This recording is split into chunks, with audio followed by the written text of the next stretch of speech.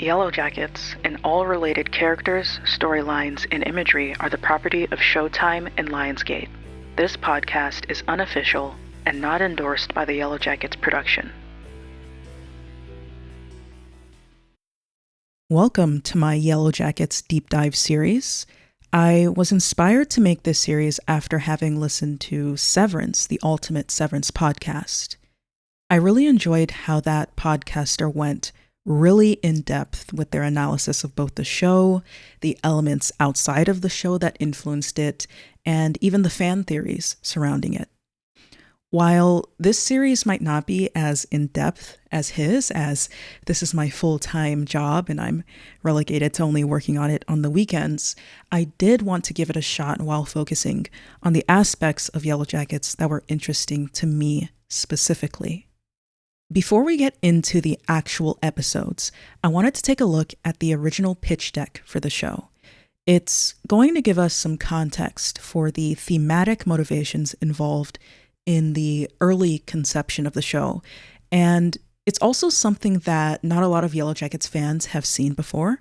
This pitch deck, in fact, was actually the first pitch deck that I have ever observed personally, and I found the concept of it to be alluring, the concept of a pitch deck in general, and deserving of its own episode.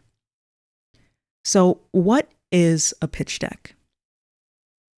A pitch deck is a small, internally marketable package that kind of seeks to sell the vision of a show to those who have the money to fund it.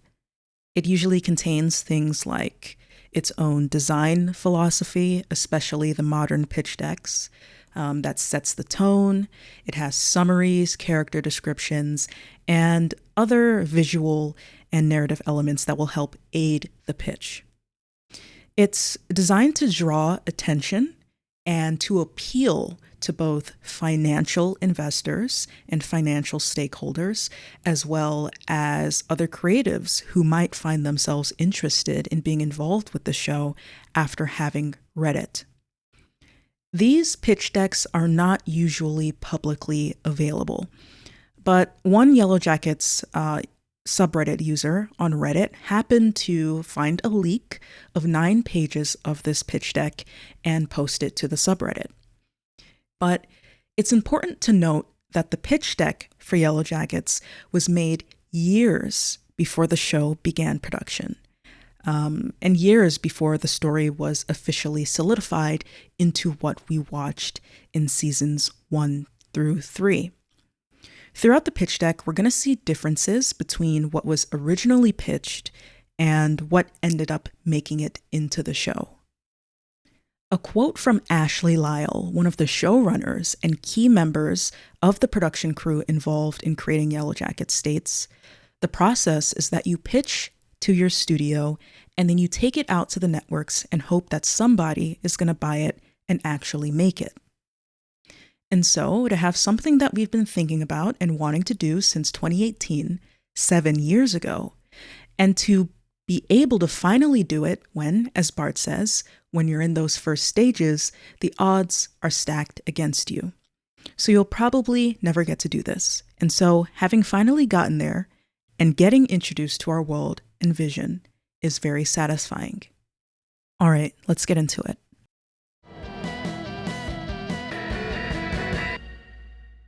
The cover here states 1975 Dearborn High School Yellowjackets, pitch document by Ashley Lyle and Bart Nickerson. It's an off-white distressed cover using the design language reminiscent of the 1970s geometric trend. One of the more popular examples of this trend was Rob Janoff's 1977 Apple logo. As you can see, bold colors, contrasting colors, and geometric shapes were very common during that time period. Dearborn High School in New Hampshire would later be changed to BLUESKY High School in New Jersey. BLUESKY is a fictional location, but some fans on Reddit have tried to triangulate the general location of this town in the real world.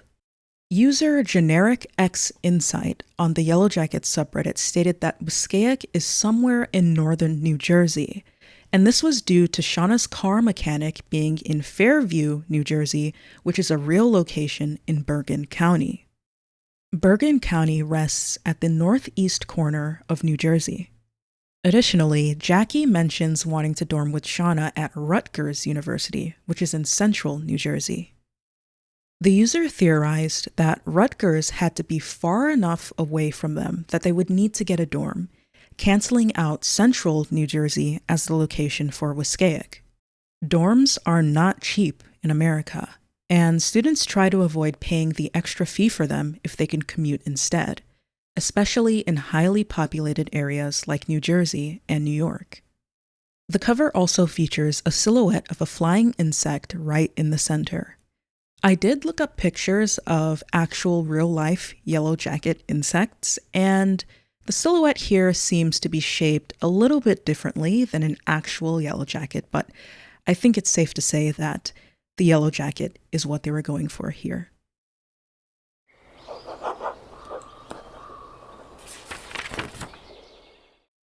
Yellowjackets was originally pitched to take place in 1975 and 2001 timelines. This fit with the theme of the girls' soccer team, as in 1972, Title IX was passed in the United States. Title IX prevents sex-based discrimination in education funding, and that includes sports extracurricular activities. The Yellowjackets would have been one of the early pioneers of the post-Title IX America. However, the showrunners did decide to move both timelines forward by about 20 years. The reason? 2 period pieces were simply too expensive. With the new 90s timeline and the now present-day timeline, only the 90s timeline needed to be a period piece. Personally, I quite like this change, as I can't imagine Yellowjackets with a 70s-based soundtrack. I think the 90s soundtrack works perfectly for the grungy and distressed feeling of the show. It's also aptly timed, as 90s nostalgia is well underway by the time Yellowjackets premiered, and the 90s timeline cast is composed of a lot of Gen Zs and millennials. While actors don't need to have been alive during the time period that they're acting in, having them actually have been a part of that generation or very close to it is always a plus. The pitch deck begins by setting the setting of the show.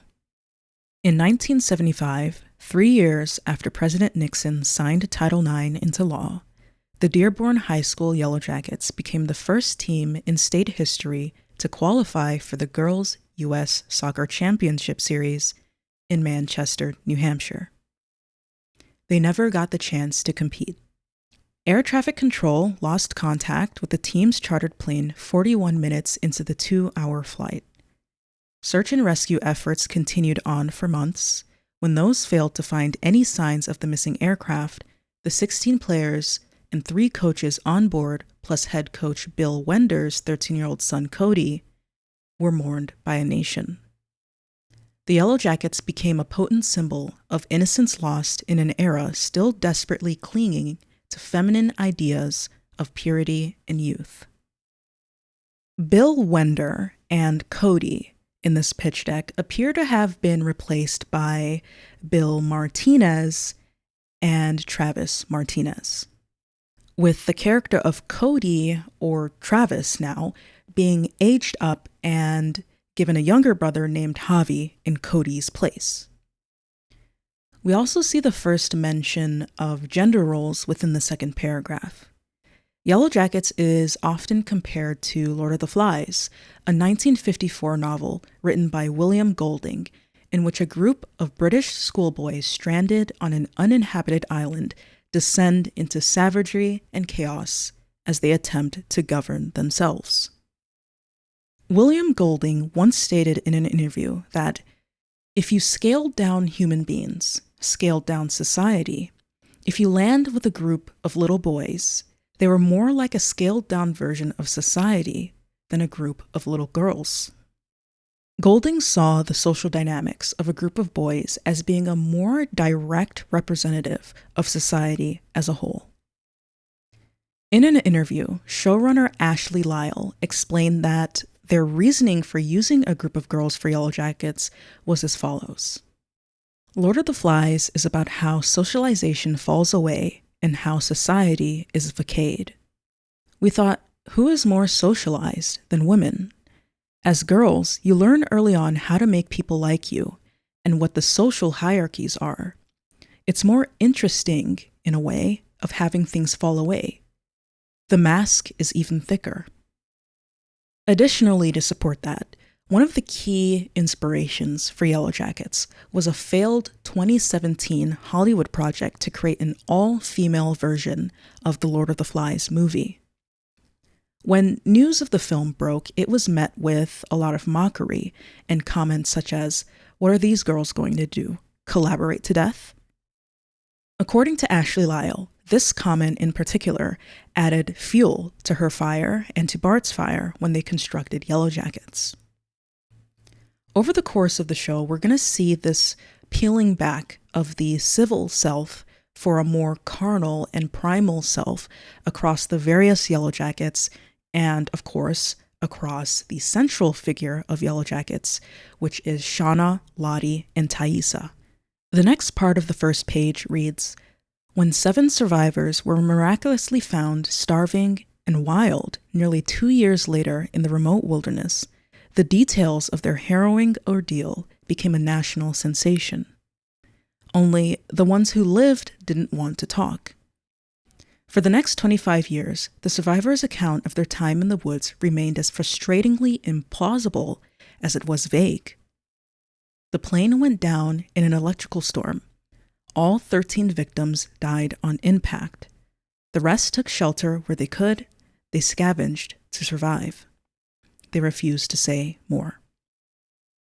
With little evidence to contradict their narrative or motivation to do so, authorities officially closed the case, and the public reluctantly moved on. In 2001, on the eve of the 25th anniversary of their rescue, 5 of the surviving members of the team agreed to participate in a documentary film memorializing the tragedy, Wild Things, Remembering the Dearborn Yellowjackets.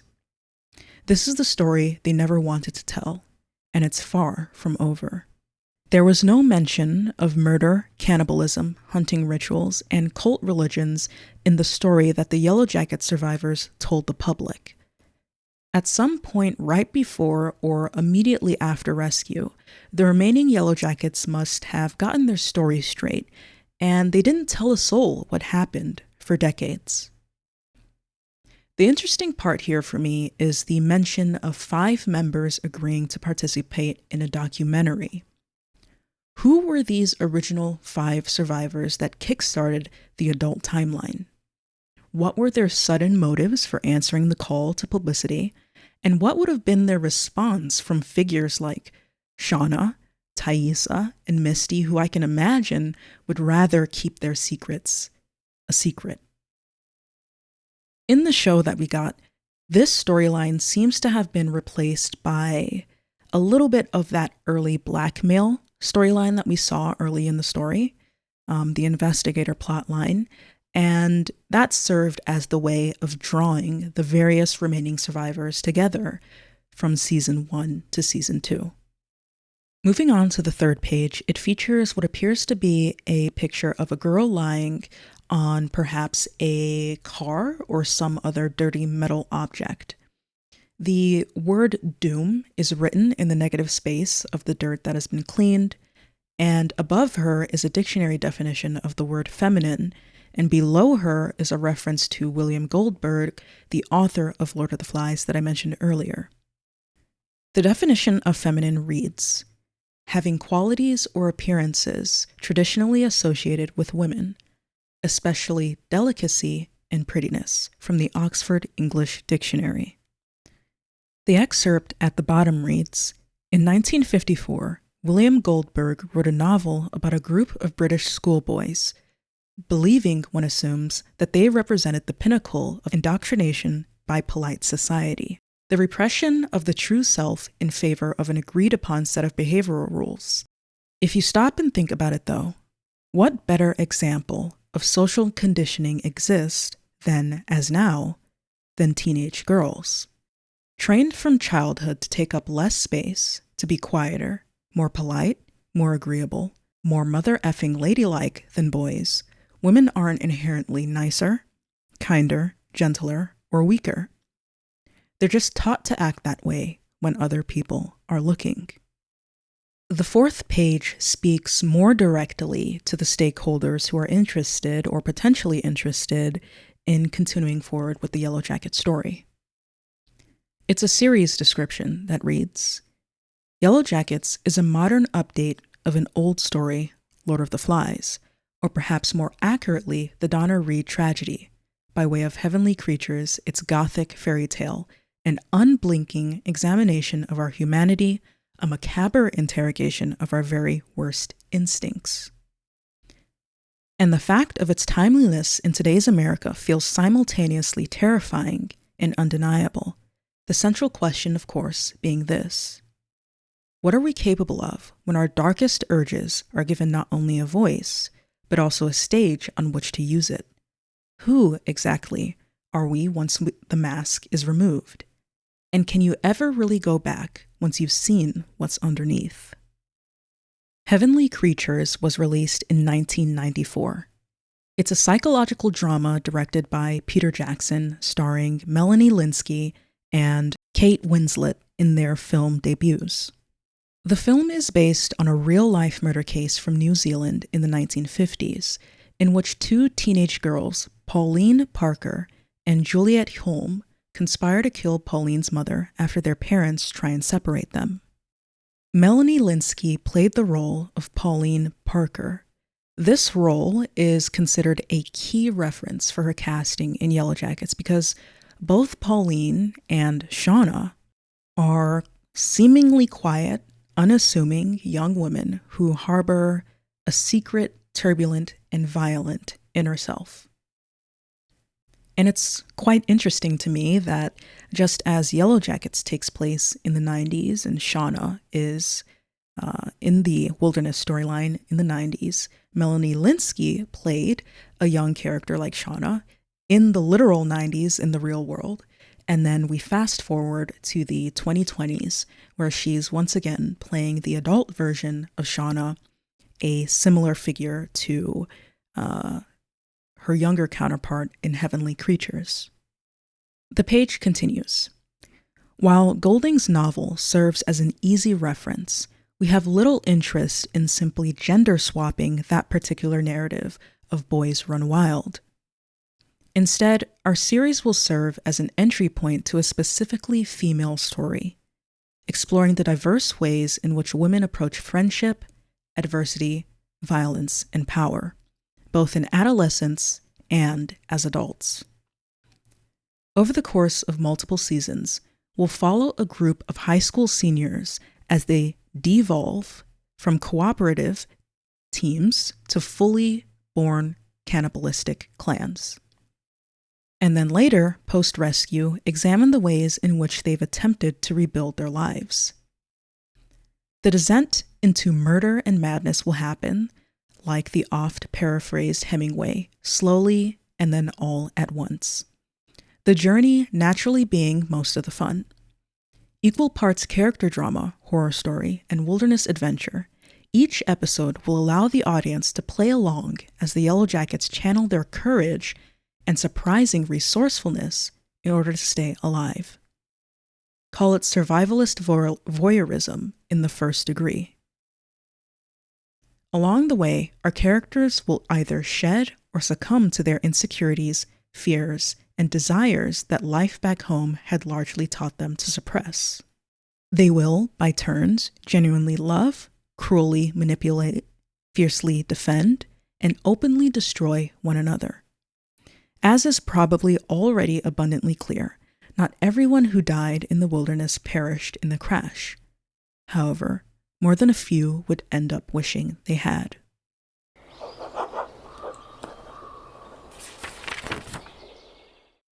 The fifth page begins the character descriptions of the very 70s timeline characters. Jackie is first. Her description reads, Jacqueline Jackie Heller, the born leader, captain of the girls' soccer team, student council secretary, homecoming queen. Jackie is admired both on and off the field, as much for her easygoing nature as her effortless girl-next-door look. In the aftermath of the crash, the rest of the team instinctively took to her as their de facto leader. However, Jackie's sheltered life leaves her ill-equipped both physically and mentally to handle the life or death situation at hand. As her insecurities grow, Jackie's ability to maintain control over the group slowly deteriorates, eventually leading to a messy breakdown. And messy it certainly was. In Jackie, we see the breaking down of prior social hierarchies. Her name here was obviously changed from Jackie Heller to Jackie Taylor. Thaisa's description reads, Thaisa Turner, the power forward. As the Yellowjackets' star athlete, Thaisa's confidence on the field is often mistaken for arrogance by her peers. Attention only worsened by both her innate shyness and growing resentment of Jackie's leadership role. Recruited personally by Coach Wenders her junior year to ensure a championship season, Thaisa struggles to cope with his death. Further isolating her from her teammates, she finds solace in a budding friendship with Yumi and Van, the first step in her escalating conflict with Jackie. Thaisa loves to hunt, but also hates to watch things die. In the pitch, Thaisa was positioned to be a source of key conflict with Jackie, especially around the leadership role. We'll talk more about Thaisa's leadership aspirations and how that manifested in the actual show as we get into the episodes. But from what I can remember, before we do the rewatch, Thaisa was sort of set up in the beginning of Yellowjackets to be a more quick and decisive decision maker whose decisions often had a violent or very self-serving outcome attached to them. An interesting thing here is the statement that Thaisa loves to hunt but hates to watch things die. I take this as being a direct reference to her split identity or her psychological conflict over the events in the wilderness. Thaisa is sort of an individual who struggles to cope with the negative things and of the overwhelming stress that's going on in the wilderness timeline. What might a person like that's mind do to protect them from the events of the wilderness? A power forward is not a soccer position. It's actually a basketball one. In basketball, the power forward is a physically imposing player who essentially dominates the court with their strength. A power forward's primary purpose in their position is to move the ball toward the goal. This, in my opinion, aligns with Thaisa's ambitions and her personality and her sort of single-minded focus on achieving her own goals. In the wilderness, we see her encouraging Van to do the cheating of the cards. We see in the early pilot her going after, I think her name is Alice or Allie, and breaking her leg. So Thaisa is defined both in the pitch and in the show as having a very strong desire to win and to survive at any cost. These character descriptions will continue to resonate throughout the rest of the show, even if the characters don't exactly match up with what their original pitch counterparts were described as being. Shauna's description is next. Shauna Sheridan, the goalkeeper. Jackie's best friend since kindergarten and our primary narrator, Shauna has spent most of her life standing just outside of the spotlight, which is exactly how she likes it. By nature a peacekeeper, her ability to move within different cliques at school gives her a uniquely impartial perspective on the events that transpire outside in the woods. Until, that is, she becomes the target of a jealous plot to reveal her darkest secret and destroy her closest friendship, ultimately forcing her to strike back and risk being cast out for good. Note that the image here used for Shauna is of a young Juliette Lewis, who would actually go on to play the adult Natalie instead. Although Shauna's position is not goalkeeper in the show, she does sort of metaphorically or spiritually still fulfill that role, especially in the latter half of the Wilderness plotline. A goalkeeper's job is to keep things out of the goal. In the Wilderness, Shauna steers things into chaos and away from Natalie's goal of a peaceful and orderly society that is trying to survive. She directly squanders their efforts to reach rescue when Kodiak and the other scientists show up. The goalkeeper in soccer is essentially the final barrier. In the show, it does seem that Shauna is being set up to be a sort of final villain. As someone who does not play or watch much soccer, I do get the sense that goalkeepers also have the tendency to get blamed for the collective failures of the broader team. In the Wilderness, Shauna is often forced or assumed to be willing to do the dirty work, such as butchering animals and people, as well as cooking them and preparing the meals for everyone. Eventually, as you would expect with everything going on, she loses it and she becomes a madwoman, or at the very least, highly authoritarian. While the Yellowjackets seem to kind of blame Shauna for everything that went wrong out there, especially toward the end, in season 3, we see Shauna make note of the fact that everyone was participating in what they were doing just as willingly as she was. Her last name would be changed from Sheridan to Shipman in the show. Misty is described as the whipping girl, Misty Quigley. In the 6th grade, Misty received a Valentine from exactly one person in her class. Thanks to that single act of kindness, she's been worshiping at the altar of Jackie Heller ever since. The only child of a neurologist and a shrink, Misty has never made friends easily. By turns fawning, spiteful, and pitiful, she is, quite frankly, difficult to like. As the team equipment manager, Misty is, for the most part, either tolerated or ignored. Out in the Wilderness, however, she suddenly finds herself not only noticed, but valued thanks to her doctor parents and basic medical know-how. And after getting a small taste of both admiration and respect, she finds she has no intentions of letting them go. So it seems that in the original plotline, the obsession that Misty has reserved for Ben in the show was originally meant for Jackie. It also seems to imply that Jackie was an observant individual. A lot of people seem to have this stereotype of Jackie being a mean girl. However, that doesn't seem to be how she was portrayed in the show. This perception of Jackie as a mean girl or an outsider or as someone bringing about shame or judgment on the broader group would eventually lead to her downfall. But for now, we're talking about Misty. It seems that Jackie took notice of Misty's loneliness and sent a friendly Valentine's Day letter to her for school. You know how in school, kids used to be able to send each other Valentine's gifts or little notes, sometimes anonymously, sometimes not.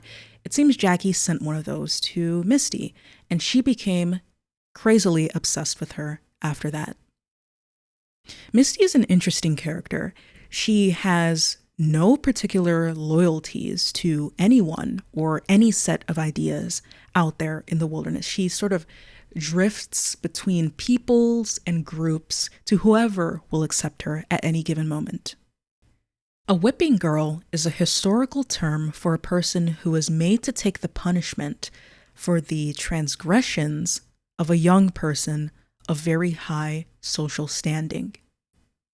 The concept was that a child of high rank, such as a prince or a princess, could not be physically disciplined.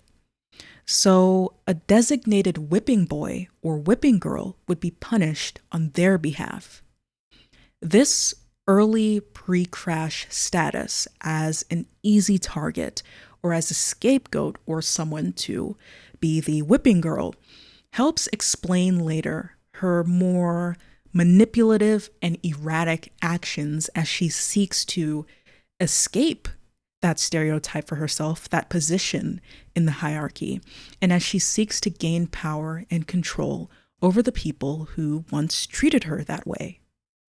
Next is Lottie, perhaps the character with the best aura in the Wilderness timeline and in the adult timeline, in my opinion.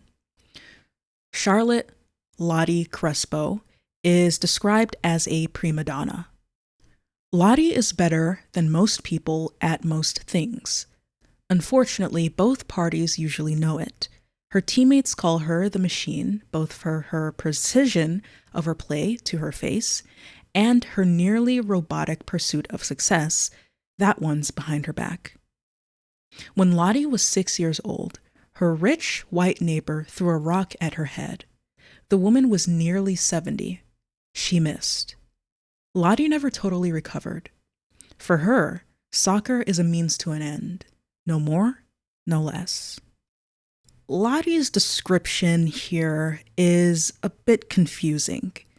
We see that someone must have thrown a rock at her head, but in the very next part of the sentence, it states that that woman missed.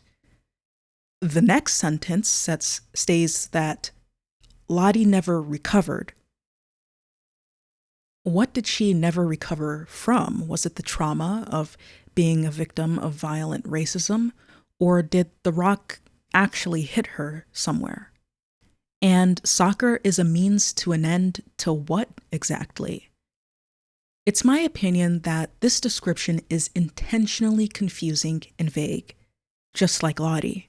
You are meant to draw meaning out of it in any which way you see fit, kind of like how Lottie draws meaning out of the various happenings in the wilderness as she descends into her schizophrenic mentality. Another explanation on a more meta level is that it could be a reference to the American abolitionist and significant helper of the Underground Railroad, Harriet Tubman. As a teenager, Tubman was in a dry goods store when an overseer, attempting to stop a fleeing enslaved person, threw a heavy 2-pound metal weight at him. The weight missed its intended target and struck Tubman in the head instead.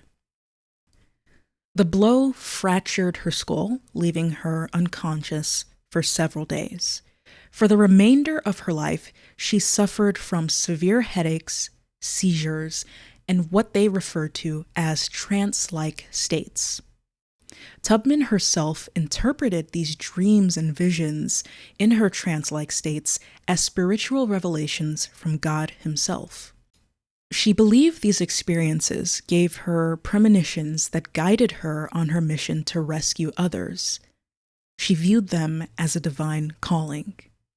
Likewise, Lottie in the wilderness begins to view her schizophrenic psychosis as being spiritual revelations from the wilderness, or the antler queen, as she develops it further along as we get deeper into the story. A prima donna is a term for the opera, meaning first lady. It refers to the principal female singer in an opera company, the one who receives the leading roles. This term in modern times is also used to describe a person who is generally difficult to work with, self-centered, or demanding, but whose talent or perceived importance justifies their behavior. A common perception of Lottie by both fans and the Yellowjackets in the show themselves is that although she might be crazy and kind of a big problem, it's best to sort of tolerate her or leave her alone or allow her to perform her role. as her role does kind of offer the Yellowjackets some sort of comfort when things are getting very bad. Being stranded in the wilderness with no clear-cut means of survival is deeply terrifying. And to have someone there who claims to have all of the answers and to be receiving these answers from some sort of higher power is an important role that we will see be played and manipulated by Lottie in the wilderness. Charlotte Lottie Crespo would be changed to Charlotte Lottie Matthews in the show. Natalie is up next, and she's the third person to keep her original name from the pitch deck. Natalie Scatorcio, the striker. Equal parts Lita Ford, Burt Reynolds, and Mia Hamm, Natalie joined the team as part of a plea bargain to avoid expulsion for, well, nobody's sure what exactly. But that doesn't stop the rumor mill from guessing. A natural on the field, Natalie plays with the throttle wide open, which is pretty much the same way she approaches life. Strangely, or maybe predictably, it's the renegade whose value system remains the most stable when things start to go to shit. As Natalie can attest, sometimes not wanting to be the leader is the best way to get others to follow. In soccer, a striker is a forward player whose primary role is to score goals. The position is defined by its forward-moving, offensive nature and single-minded focus on winning. She's not a leader in the traditional sense, but her directness and her clear-cut approach to survival make her into a more reliable and stable figure for others to follow. Let's take a look at some of the name drops that we have here in Natalie's description. Lita Ford. Lita Ford is known as the guitarist for the all-female rock band The Runaways and a successful solo artist. Burt Reynolds was a movie star famous for his more rugged and charismatic charm and iconic roles as an outlaw or renegade. And Mia Hamm was one of the most celebrated soccer players of all time and a key member of the U.S. women's national team. Each of these individuals that Natalie is likened to is a trailblazer and a star in their own right, and they seem to have their own way of doing things. In the wilderness plotline, we'll see that Natalie seems to have a very stable moral center, that even with all of the influences of this new and budding society that is being crafted in the wilderness, Natalie appears to be able to maintain her own definition of morality, and this causes her to sort of stick out like a sore thumb at some points. It's a source of conflict between her and other potential leaders, but it also makes her into the most civil, most civilized leader out there in the wilderness.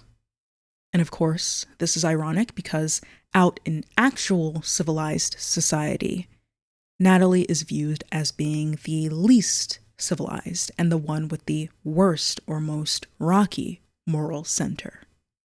Next up is Van, and just like with Lottie, it feels weird saying her full name, but her full name is Vanessa Eichen.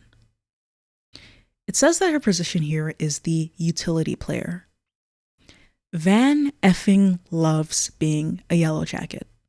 While not the fastest or most aggressive player, what she lacks in God-given talent, she more than makes up for in enthusiasm, cementing her role as the unofficial mascot of the team. If she suspects that Mr. Scott is hiding a secret, it's only because she can relate profoundly. Eventually, her crush on one of her fellow Yellowjackets makes Van an easy mark for manipulation. It seems here that in the original pitch, the relationship between Ty and Van was more covert, with Van being left vulnerable to potential blackmail, both out in the adult timeline, and manipulation in the wilderness timeline as a result. Early on in the show, in the Wilderness plotline, we see that Van has multiple near-death experiences in quick succession. And while it seems like this manipulation plotline as a result of her crush on what I presume was also Thaisa in the pitch, she was being left vulnerable to manipulation at the hands of Eladi instead, who preyed upon Van's sort of near-death experiences and what that can do to a person's mind, and was attempting to convert her into a true believer. So this manipulation plotline didn't go away, this vulnerability plotline didn't disappear, but it did switch focus to being a more Van and Lottie thing, in my opinion. Now, you may remember Yumi from Thaisa's description, where she was described as being one of the members of this Tai, Van, and Yumi trio. This character was cut from the show entirely, and to be honest, I'm not mad about it. The description comes off as being very divorced from the descriptions of the other characters. I don't think she would have fit cleanly within the dynamic that the rest of the team has, and given the grandness and differentness of her backstory, that would have required just some extra setup that I just don't think there was room enough for in the pilot of the show. Yumi's description reads this: Yumi Heineken, the secret weapon.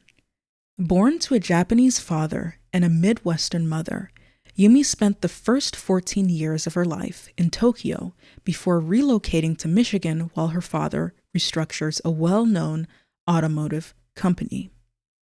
Unbeknownst to her teammates, the move was in fact largely inspired by Yumi's growing involvement in Tokyo's infamous Sukeban girl gangs. Both fiercely loyal and deeply misanthropic, Yumi's quiet demeanor hides a raunchy sense of humor and an iconoclast heart. She's been known, when necessary, to cut a bitch.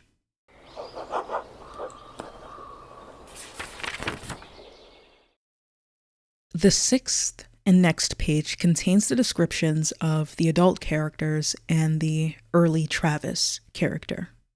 Mr. Bill Wenders was the head coach and math teacher. Sadly, Coach Wenders actually perished in the fiery wreckage of the plane along with the two pilots.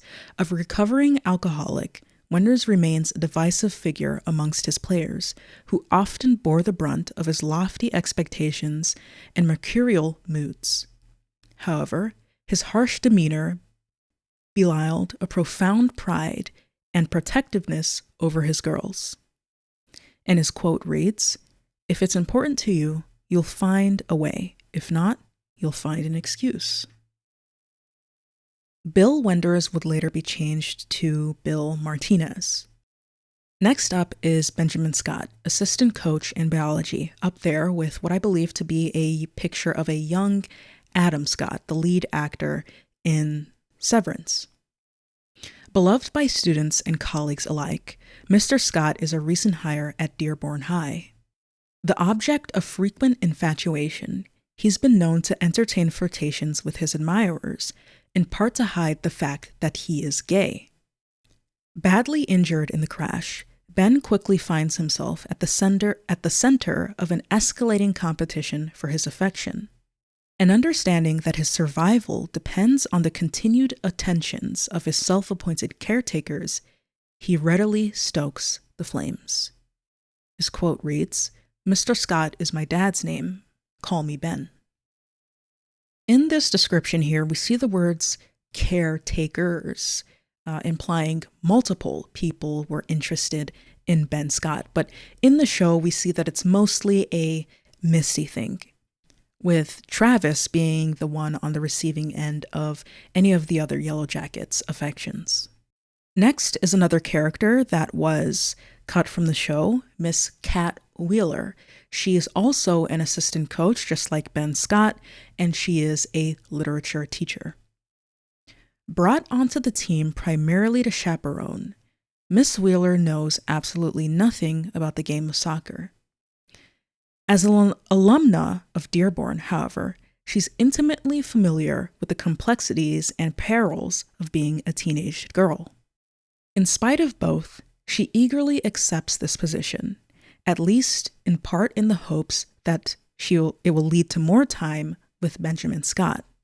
Having only recently shedded her own awkward adolescence, Miss Wheeler also aspires to guide the next generation of strong women through the difficult stages in their lives.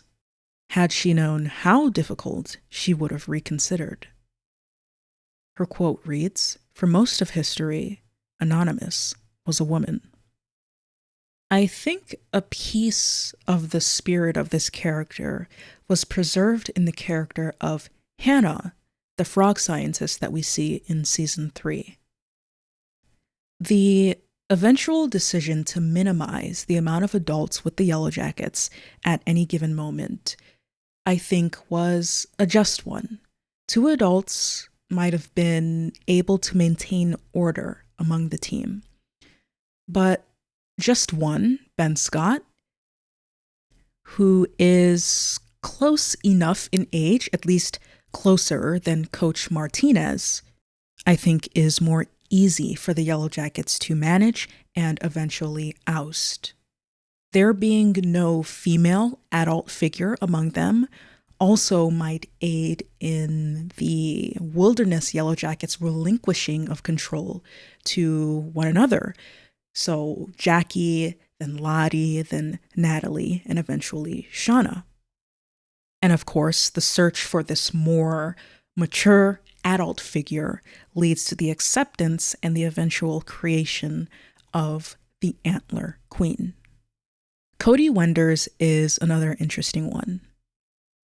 He's described as being a 13-year-old boy, tagging along to nationals as part of an ongoing custody agreement between parents.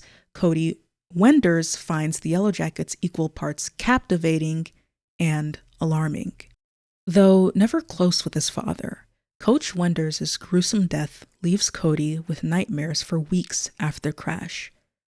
Or so he'd have the sympathetic girls believe.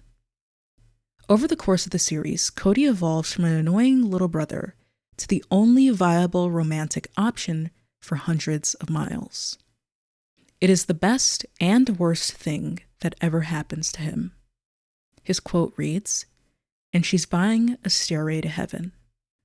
I have no idea what that quote could possibly mean in this context, so don't ask me. But it seems like Cody was split into 2 separate characters. Travis, in terms of the role of being the only viable romantic option for the straight Yellowjackets, and Javi, in terms of age and the role of the little brother. In the show, Travis's role over the course of the 3 seasons as a romantic option fades as the seasons continued. It sort of peaks with the attempted assault of him during Doomcoming, and it continues with his change into a more docile individual by season 3. By season 3, Travis is no longer viewed as a romantic option by the other Yellowjackets. He's primarily viewed as a target for the metaphorical consumption at the hands of Lottie Matthews. So we've made it out of the character descriptions, and we're now on to the 7th page, which details the structure of the overarching narrative of Yellowjackets. Yellowjackets tells the story of what really happened out there in the wilderness by following our characters in 3 timelines: before, during, and after their ordeal. As in Big Little Lies and True Detective, the present-day storyline will, at first, function primarily as a framing device. From the very start, however, we'll see the massive rift between the truth and the story the survivors are willing to tell when we flash back to the events in question. The first section here in the structure is the high school years. As the team comes together and then tries to make nationals, it's noted as being 5 to 10% of the story. These brief flashes of life before will give us emotional context for the friendships, rivalries, ambitions, jealousies, sexual encounters, and betrayals that play out both during and after their ordeal. Some Yellowjackets fans are constantly saying that they would like to have more of the pre-crash timeline in the story.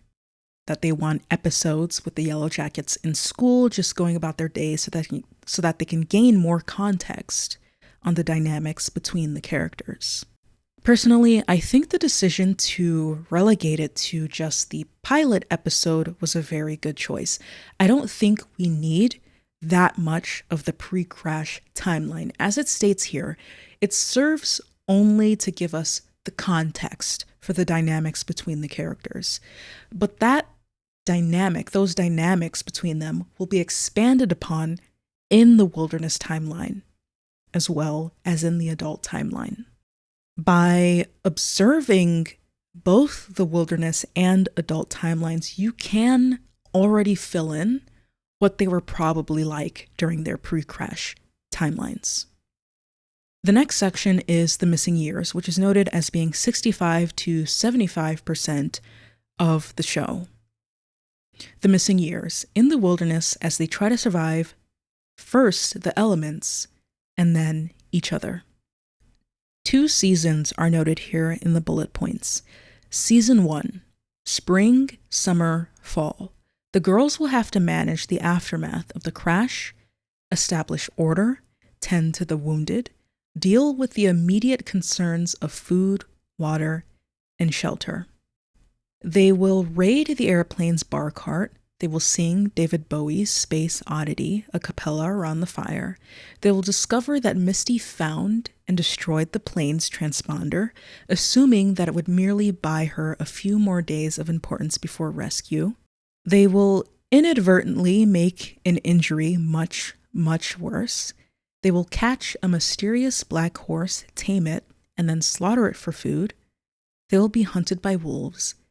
They will slowly start to turn on each other.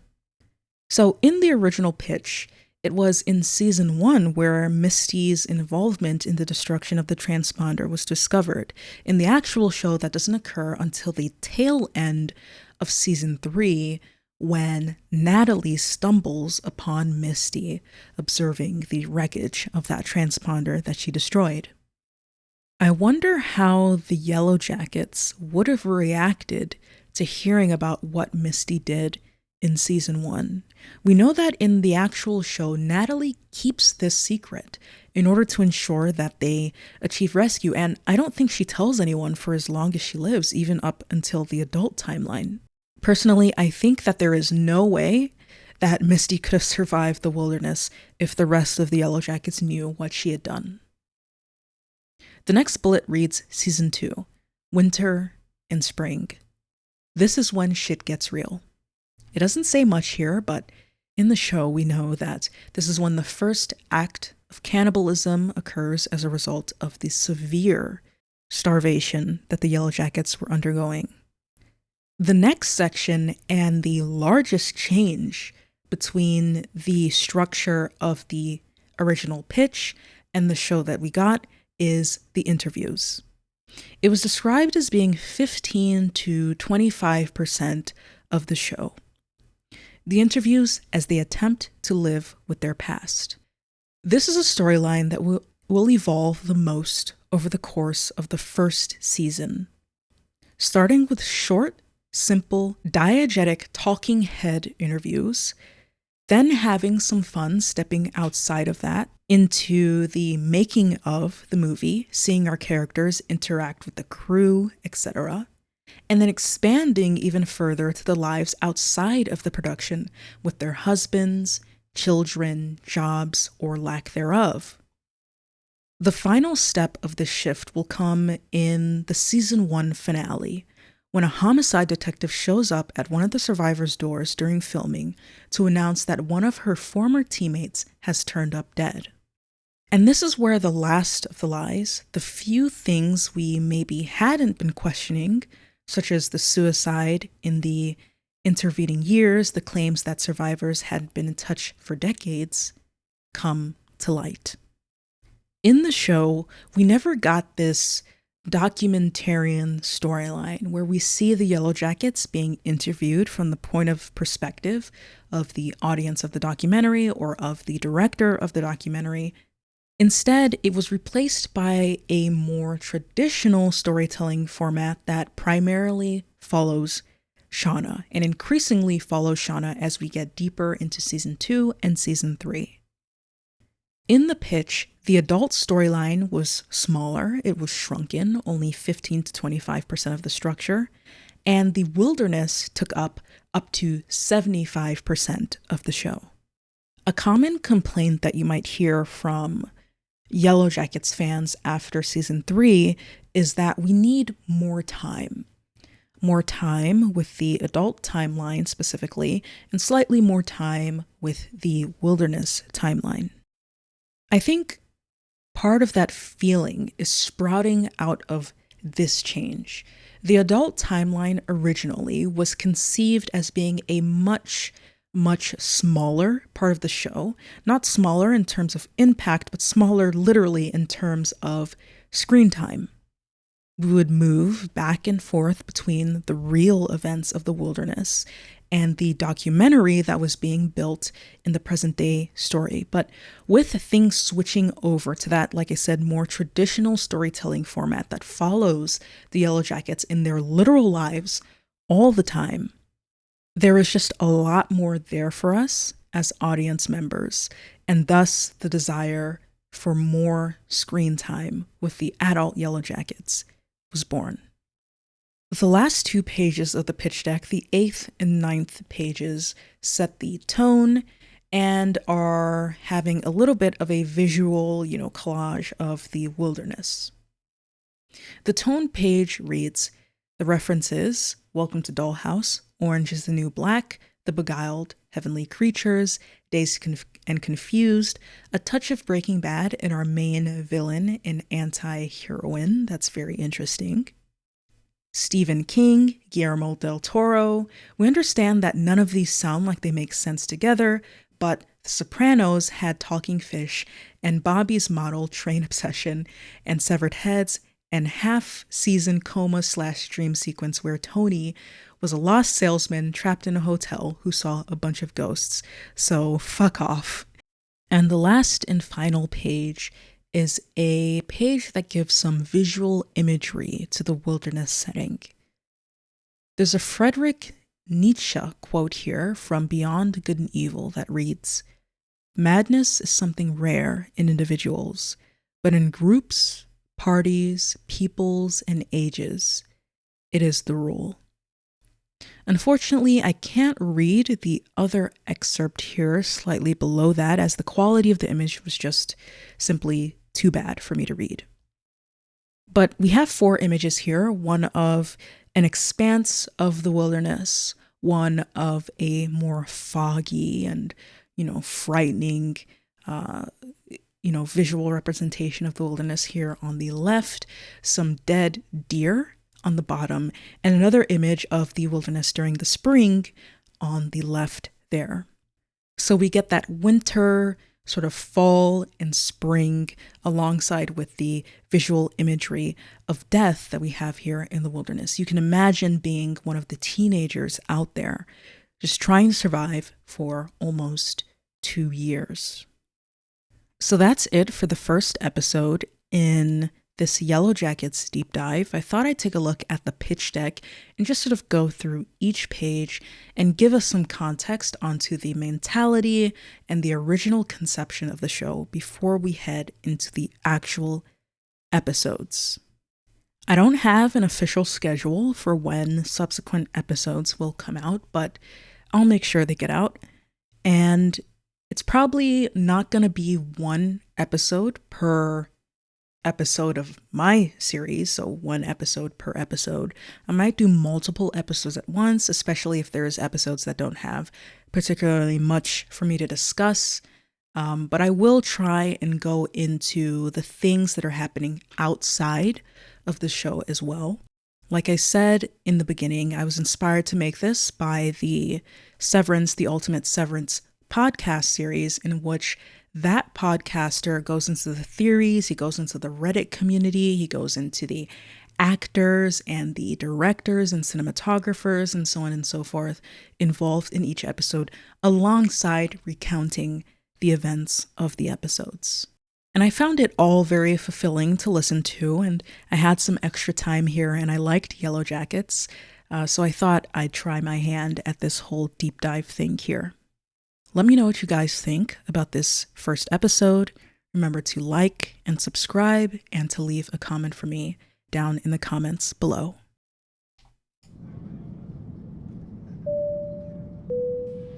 Yellowjackets and all related characters, storylines, and imagery are the property of Showtime and Lionsgate. This podcast is unofficial and not endorsed by the Yellowjackets production.